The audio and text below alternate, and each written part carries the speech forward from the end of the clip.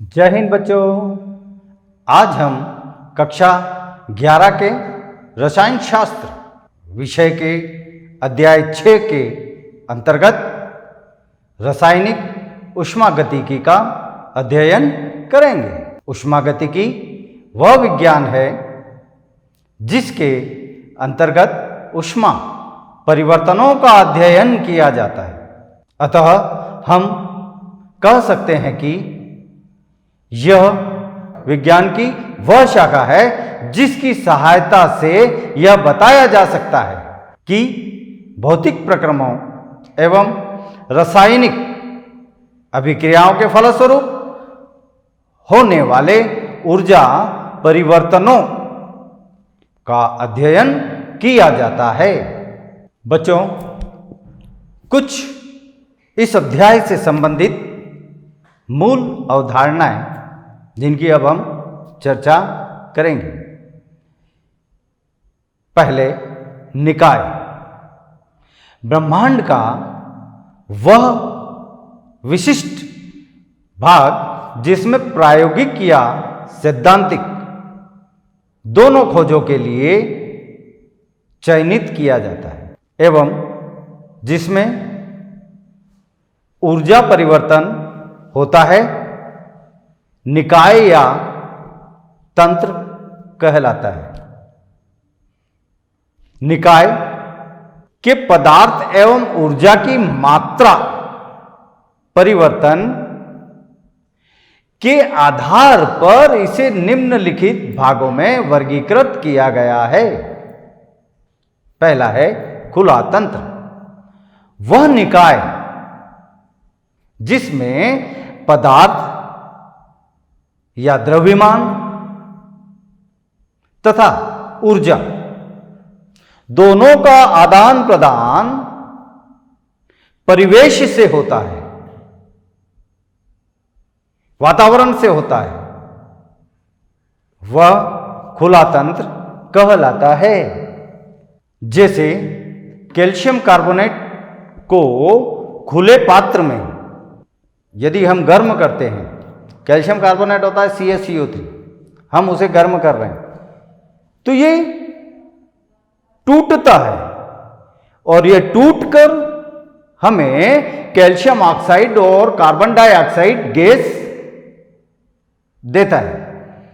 तो carbon dioxide gas तो वायुमंडल में, वातावरण में, परिवेश में चली जाती है। इस प्रकार इस अभिक्रिया में कार्बन डाइऑक्साइड का आदान प्रदान परिवेश से हो गया तो यह खुला तंत्र कहलाता है। अब बंद निकाय। बच्चों, जब किसी तंत्र और परिवेश में केवल ऊर्जा का आदान प्रदान होता है, द्रव्य का नहीं, तो वह बंद तंत्र या क्लोज सिस्टम कहलाता है। तीसरा होता है विलगित तंत्र, जिसे हम कहते हैं आइसोलेटेड सिस्टम।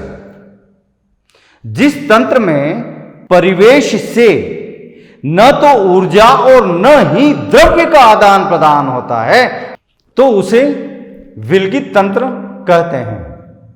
अगला है स्थूल तंत्र या मैक्रोस्कोपिक सिस्टम। ऊष्मागतिकी में ऐसा तंत्र जो बहुत से परमाणुओं, अणुओं अथवा मूलकों से मिलकर बना है, स्थूल तंत्र कहलाता है। ऊष्मागतिकी प्रक्रम या थर्मोडायनेमिक्स प्रोसेस वह क्रिया जो किसी भौतिक व रासायनिक अवस्था में ऊर्जा परिवर्तन कराती हो, ऊष्मा गतिकी प्रक्रम कहलाती है। इन प्रक्रमों को निम्न प्रकार से वर्गीकृत किया जा सकता है। पहला है समतापी प्रक्रम। ऐसे प्रक्रम के प्रत्येक पद में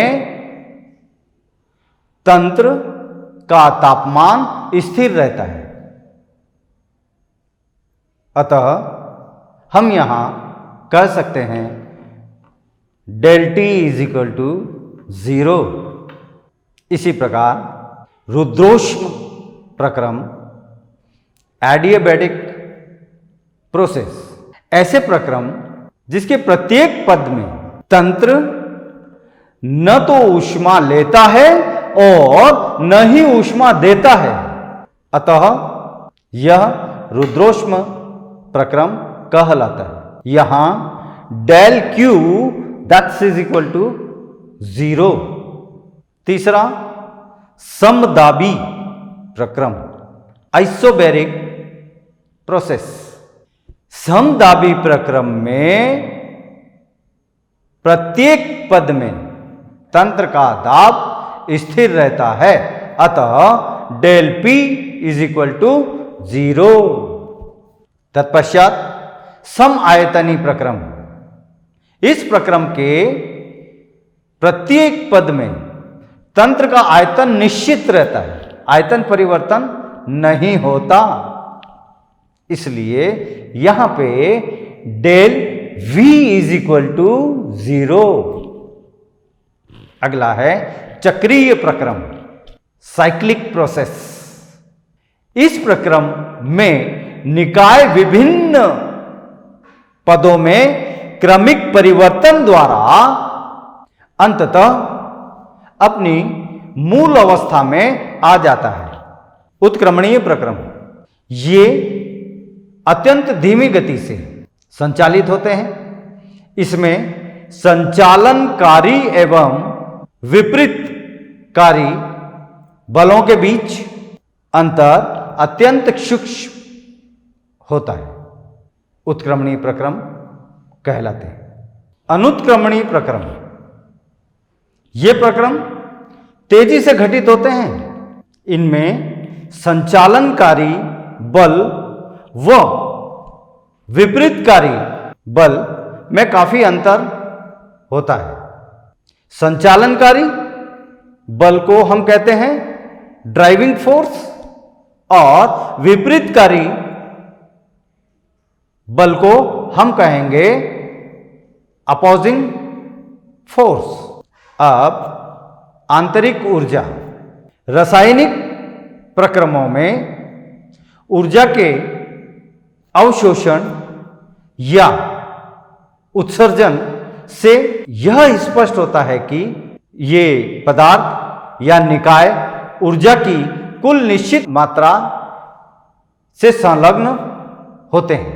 अर्थात रासायनिक प्रक्रम में ऊर्जा का उत्सर्जन हो या अवशोषण, यहां पर यह स्पष्ट हो जाता है, तथा पदार्थ या निकाय सिस्टम में ऊर्जा की निश्चित मात्रा यहां संलग्न रहती है।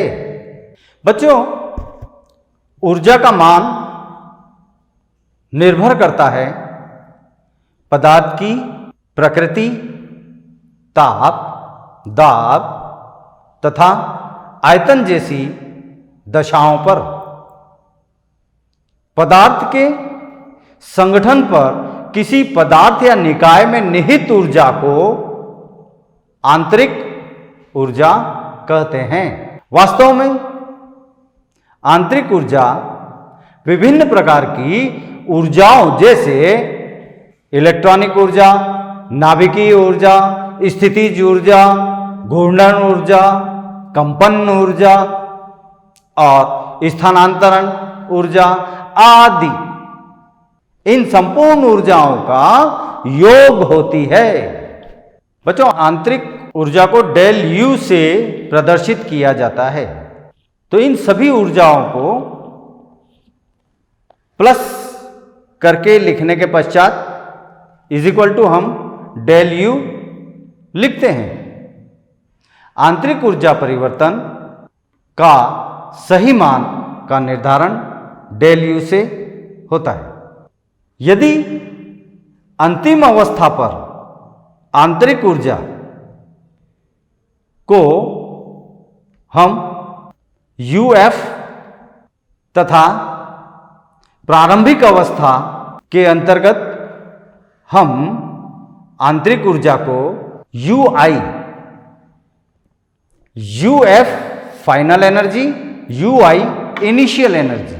इनिशियल एनर्जी प्रारंभिक ऊर्जा कहलाती है, फाइनल एनर्जी अंतिम ऊर्जा कहलाती है। तो फाइनल में से इनिशियल को हम जब माइनस करते हैं तो हमें टोटल आंतरिक ऊर्जा डेल U की प्राप्ति होती है। यहां डेल U एक अवस्था फलन या स्टेट फंक्शन है। इसका मान पथ पर निर्भर नहीं करता। रासायनिक अभिक्रियाओं में आंतरिक ऊर्जा में परिवर्तन उत्पादकों की कुल आंतरिक ऊर्जा, उत्पादों की कुल आंतरिक ऊर्जा तथा अभिकारकों की कुल आंतरिक ऊर्जा के अंतर के बराबर होती है।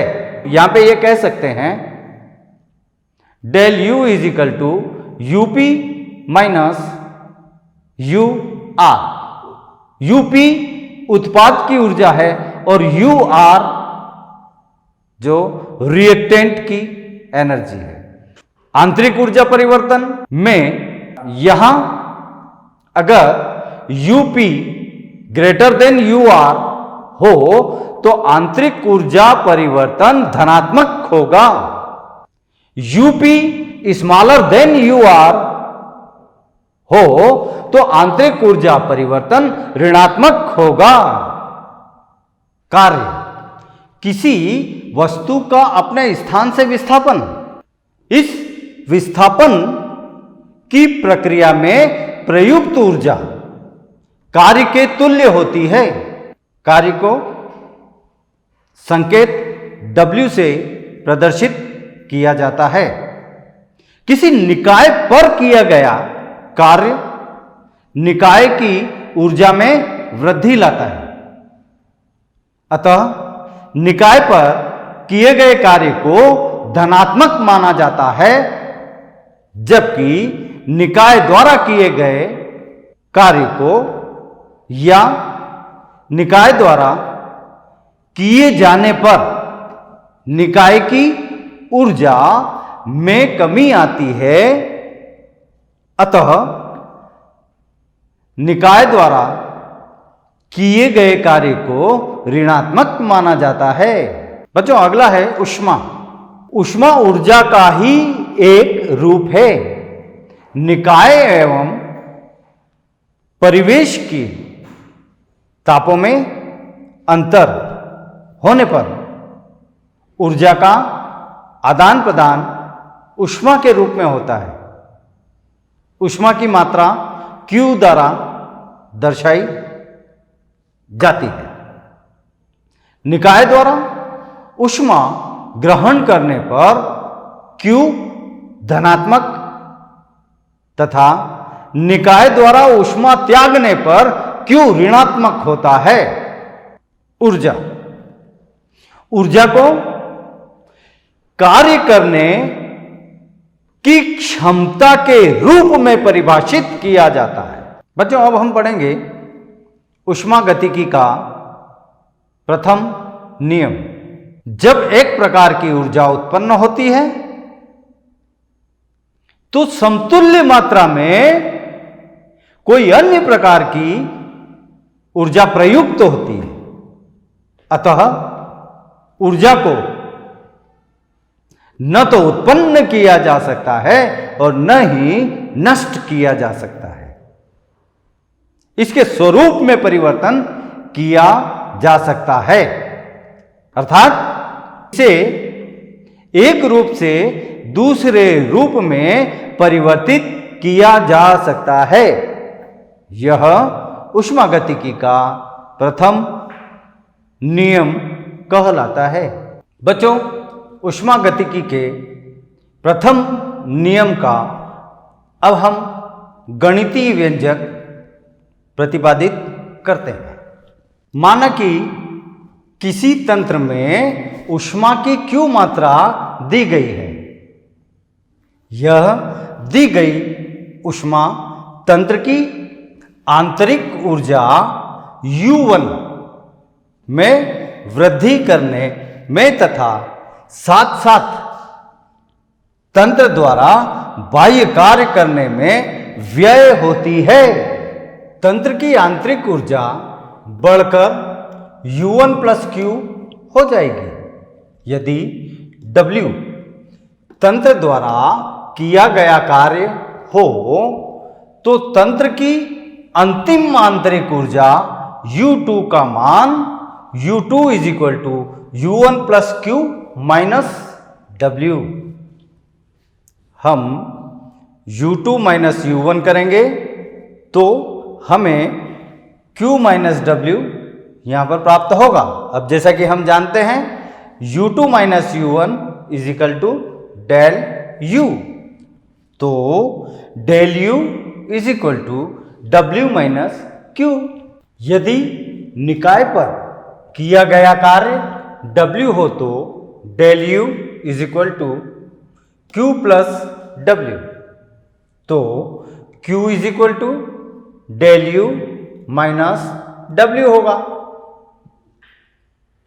Del U is equal to Q plus W अपनी इक्वेशन नंबर 1। वहीं तंत्र द्वारा किए गए बाह्य कार्य के लिए del U is equal to Q minus W हमारी इक्वेशन नंबर 2 है। तो हम Q की साइड चेंज करेंगे तो Q is equal to del U plus W। किसी चक्रीय प्रक्रम में जहां अंतिम और प्रारंभिक अवस्थाएं एक ही हैं, अर्थात U2 is equal to U1 हो तो अर्थात U2 is equal to U1 हो तो del U is equal to 0 होगा। अर्थात Q minus W that's is equal to 0, तो Q is equal to W। किया गया कार्य अवशोषित ऊष्मा के बराबर ही होगा। यह यहां पर हमने सिद्ध किया। तंत्र द्वारा अवशोषित ऊष्मा प्लस Q होगी, तंत्र द्वारा मुक्त ऊष्मा माइनस Q होगी। इसी प्रकार तंत्र पर किया गया कार्य प्लस W होगा, तो वहीं तंत्र द्वारा किया गया कार्य माइनस W होगा। बच्चों, जब कोई परिवर्तन स्थिर दाब पर कराया जाता है तो परिवर्तन सिर्फ आयतन में होता है, इसलिए यहां हम समझेंगे स्थिर दाब पर ऊष्मा परिवर्तन। जब कोई तंत्र स्थिर दाब अर्थात P पर ऊष्मा लेता है तो माना कि तंत्र में आयतन परिवर्तन डेल V होता है। ऐसी स्थिति में तंत्र द्वारा किया गया कार्य जो होगा वो नेगेटिव साइन के साथ माइनस P डेल V होगा। इसलिए del U is equal to Q minus P del V। तो यहां हमने स्थिर दाब पर जो ऊष्मा परिवर्तन, गिब्स मुक्त ऊर्जा के बारे में जानकारी प्राप्त करेंगे। वास्तव में किसी अभिक्रिया के स्वतः होने न होने का अंतर केवल एंट्रोपी परिवर्तन या ऊर्जा परिवर्तन से ही नहीं दिया जा सकता, तथा दोनों मिलकर ही किसी परिवर्तन की दिशा के बारे में कुछ जानकारी दे सकते हैं। किसी निकाय की मुक्त ऊर्जा को इस प्रकार परिभाषित कर सकते हैं: किसी निकाय से प्राप्त अधिकतम ऊर्जा जिसको किसी उपयोगी कार्य के रूप में परिवर्तित किया जा सके को मुक्त ऊर्जा कहते हैं। गणितीय रूप में मुक्त ऊर्जा एंथैल्पी अंडर ब्रैकेट H एवं एंट्रोपी अंडर ब्रैकेट S से निम्नानुसार संबंधित है। G is equal to H minus T S, जहाँ T परमताप है। हम जानते हैं कि H is equal to E plus P V होता है। यहाँ समीकरण में H का मान रखने पर G is equal to E plus P V minus T S. ऊर्जा में परिवर्तन को व्यक्त करने पर del G is equal to del E plus del under bracket P V minus del under bracket T S. चूँकि प्रक्रम में स्थिर ताप T व स्थिर दाब P पर कराए जाते हैं, अतः डेल पी वी को P डेल V एवं डेल टी एस को T डेल S में व्यक्त कर सकते हैं। अतः del G is equal to del E plus P del V minus T del S, परंतु del E plus P del V is equal to del H होता है। अतः del G is equal to del H minus T del S। इस समीकरण को Gibbs Helmholtz समीकरण कहते हैं। इस समीकरण का उपयोग किसी प्रक्रम की स्वतः होने के परीक्षण के रूप में किया जाता है।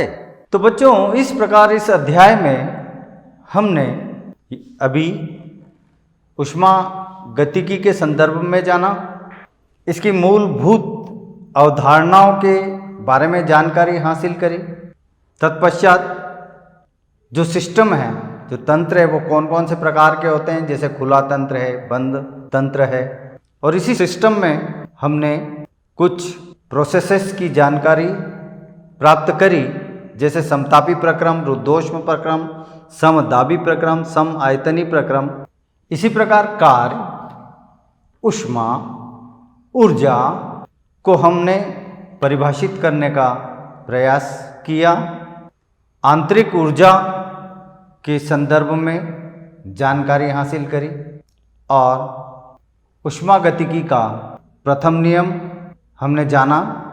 ऊष्मागतिकी के प्रथम नियम का गणितीय व्यंजक को हमने देखा। अब आती है प्रश्नों की बारी। यहाँ हमारा पहला प्रश्न है, ऊष्मागतिकी के विभिन्न प्रकार के तंत्रों को समझाइए। दूसरा प्रश्न है, तंत्र की अवस्था तथा अवस्था फलन की व्याख्या कीजिए। तीसरा, रुद्धोष्म प्रक्रम किसे कहते हैं? आंतरिक ऊर्जा से आपका क्या अभिप्राय है? ऊष्मागतिकी का प्रथम नियम क्या है? इसका गणितीय व्यंजक लिखिए।